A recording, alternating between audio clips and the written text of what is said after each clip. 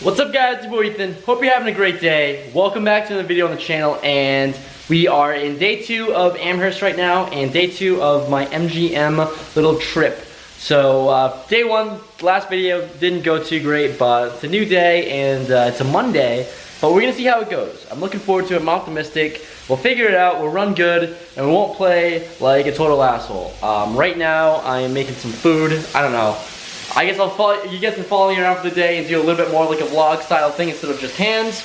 We are making some good old steak that the lighting isn't doing it justice, but it's not bad. I can't cook, very college style. Yeah, that's all it is. In a college house in Amherst, and I'm not a cook, guys. I'm just not a cook. So it is what it is. We'll see what this is like. But later in the day, I'm gonna go to Starbucks, upload a video, edit a video, got some calls, and you guys can follow me around for that, I guess. So, without further ado, let's get into it. We're out here editing and uploading and editing and doing stuff. Turns out the Starbucks here just shut down, unfortunately. If you're, I'll try to show you guys. If you guys are from the few people that go to Amherst, or that are from Amherst, unfortunate to see that is no longer a Starbucks somehow. But I'm sitting at the works, and we're doing some editing, doing some uploading, all that fun stuff. Little behind the whatever it's called, behind the scenes, how things go on. Just use iMovie, super simple. Just recorded this new video whenever this is gonna be uploaded. I just started editing it. This is gonna be interesting. But after this is over, we're gonna head over to MGM and get another session in and get into some hands. So let's do it. We're back here at the lovely MGM Springfield poker room, and I guess kind of a mid-session update. I'm in hour 2 of my session so far, or 2.5 hours, whatever it is. I'm pretty even. Going up and down, and I got 2 outed one time. I've been getting some hands here and there. I'm on a pretty good table, so hopefully pick up some more cards and see how it's going. Just gonna do a little panorama of the room, you know, just because I love this place. Little Monday afternoon session, and yeah, we're in a really good table, pretty active table. Hopefully we can pick some more spots, find something to play with, and get some money in. We hop into the 1-2 game and we buy in for the max, and the first interesting hand that we get involved in real quickly, we have pocket 6s in undergun +1 with the button straddle. So with the button straddle, I love it. Something I really missed over at Encore, but there's a limp to me, and I raise it up to $25. We get 2 calls from the middle position and cutoff, and action to the button, who ends up deciding to jam for $53 total. And the limper folds, obviously, and it's back to me. It's an interesting spot, and a spot that I kind of actually have never pulled before. I 4-bet to ISO to 150, assuming that the middle position and cutoff players are not that strong, given that they only flatted my raise. Don't think that they have holdings capable of calling this pretty normal sized 4-bet here, but with only $25 committed for both of them, I think they kind of just have to fold, and exactly what they do. They both fold, and we go heads up to a whole entire run out. Flop and turn river come 7 deuce 4 8 6. We river a set, but the board was pretty good enough. He announced that he has a pair of 7s, and I am good with my set of 6s, luckily. So turns out we did suck out, but I really like my play, and that is the first hand of this session. The second hand we're going to go over here, we have ace-king of clubs in early position, and we have about 500 in front of us. Lost another pot or 2. The undergun +1 opens at $12, and we 3-bet to 40. Fold all the way back around to him, and he makes the call. He's a little short with only 175 behind. So we go to a flop heads up of ace 5-9, 2 hearts and a club out there. So we do flop the backdoor nut flush draw to go along with top. He checks to me, and like I said, he has a very interesting stack size because given the size of the pot, I almost thought about shoving here, just taking a very different line for some reason. Given him a bunch of equity, I could look like I'm just trying to push him out, trying to look like I'm going for the draw or something. Whatever it is, I thought about shoving given that he only has 175. But with all that said, I bet $50. And he goes in the tank for quite some time before folding. Unfortunately, couldn't get more value from him, but I think there's some merit to a really large shove, just getting stacks involved against a short stack.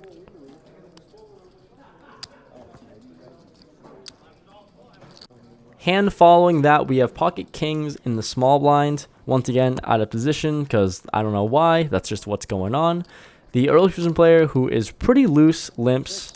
A middle position player raises to $6, and there are 2 callers to me.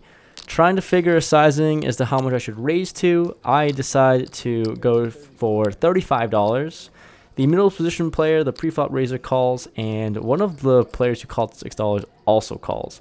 So we're going 3 ways to a flop. They're both very short stacked. Flop comes Queen Jack 6 Rainbow. It's not the worst flop in the world, a little bit connected to a certain degree, but once again, out of position. I'm going to lead and jam anyways. Basically, it's a jam because they're both so short. I bet like whatever it was to put them all in. The middle position player, pre-flop raiser, snap calls for $63 total. Hijack gets out of the way, and we go to a runout. Runout is a 10 and a 9. He shows Jack 10, and we luckily rivered our open-ended draw, and we get there with a straight. So we take it down against Jack 10, and he really wasn't too happy about that for some reason. Following hand here, we have King 9 of clubs under the gun, and I decide to open here to $15. A little bit looser, but given these games, it's fine. I'll play a higher percentage of hands.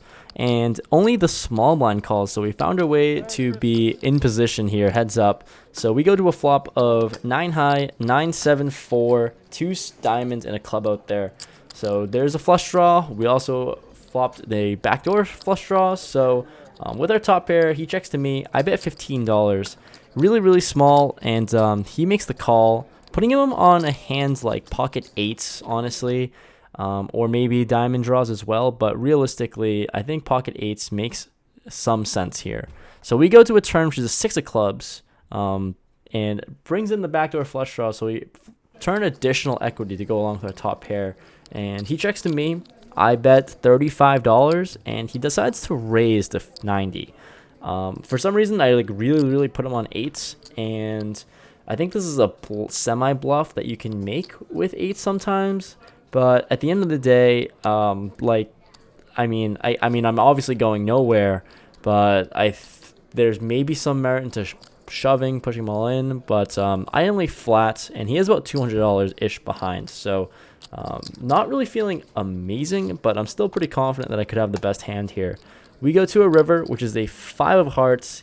He very quickly jams. I very quickly fold, because that's probably one of the worst cards that could have came out, especially when I put him on 8s. But regardless, we lost that one. Just couldn't call regardless. Even if I was ahead, there aren't any hands that I'm actually ahead of that would play this way. So given that, I fold, and he takes it down.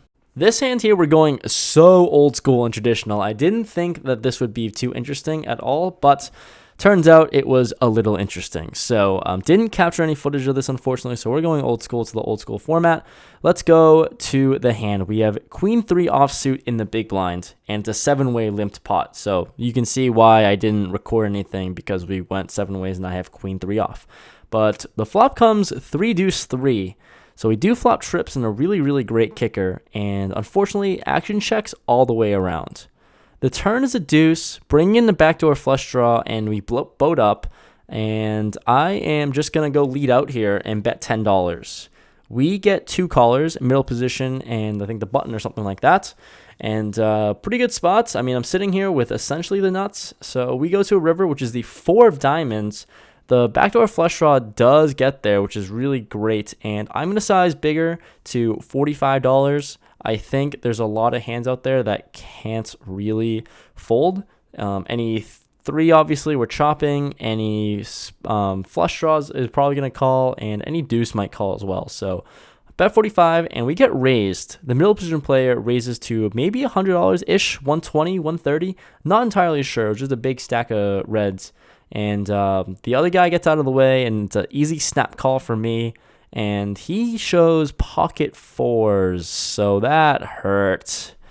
Pocket 4s, 4s full of 3s, and he takes it down somehow, getting 2 outed, and he got paid. So that one hurt a little bit and sent me onto not a lot of tilt, but just a little annoyed. Next hand, we have 2 red aces, and there's a limper to me. I raise it to $15, and we get 3 callers casually, obviously, the button, big blind, and limpers. So we go 4 ways to a flop of Queen 8-4, 2 hearts out there. Action checks to me.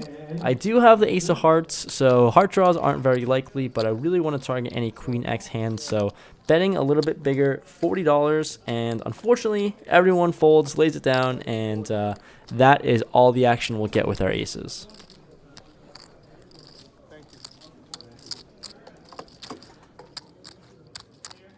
The very last hand we'll go over, pocket 10s in the big blind. We're playing so many hands out of position, it's crazy, but there's 5 limpers to me. And I decide to raise it up to $20. It's a very call happy game, and we get 2 callers, and are in position of me, obviously. So we go 3 ways to a flop of Jack 4, 6, 2 spades out there. The overcard Jack doesn't really make us feel too great about our hand, but regardless, I think that I can still get a lot of value from overcards and mainly just spade draws. So I am still gonna bet here out of position. I lead out for $35, and only 1 player calls. We go to a turn, which is a 5. Board a little more connected, but not too worried about that. I just think that I'm not really gonna get any value from worse, so I just check, and he checks it back.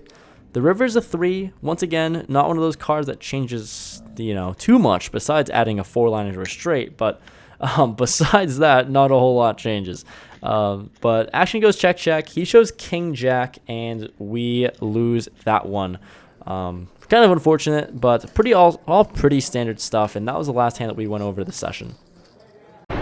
Just wrapping up my session here, just cashed out. I played for 4 hours and 40 minutes, and the results, I've never actually had this before. I played for 4 hours, 40 minutes. I was in the game for 600, out of the game for 598. So, what do you want me to do? It's a loss of $2 in 4 hours. 0 for 2 cashing in my 2 sessions here on this little mini trip to MGM Springfield. Unfortunately, I mean, every time I go play, I always expect to cash, I always expect to make money, but it is what it is. I just didn't pick up cards both times here, especially today. Played for almost 5 hours, and the hands that I've gone over, those are the best cards I've gotten. It was very boring, I know, and very standard, just not the usual very interesting spots and hands that we get ourselves involved in, but that's just how it went, very basic and standard.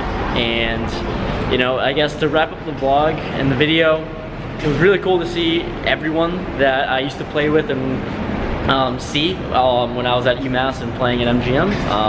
That's the one main positive takeaway that I can have from this little mini trip. Just seeing the dealers and floor and people that I played with. So it's cool to just visit back here, and it'll be a little bit before I come back again, mainly because of the drive and everything like that, and Encore is going pretty well. So in terms of coming back here, we'll see. I always love this place, but unfortunately just couldn't have positive results in these 2 sessions. So maybe I'll be back tomorrow, just maybe. Anyways guys, thanks for watching. If you like the video, subscribe, like the video, all that fun stuff, YouTube stuff. Anyways, thanks for watching, and I'll see you guys in the next one. Peace.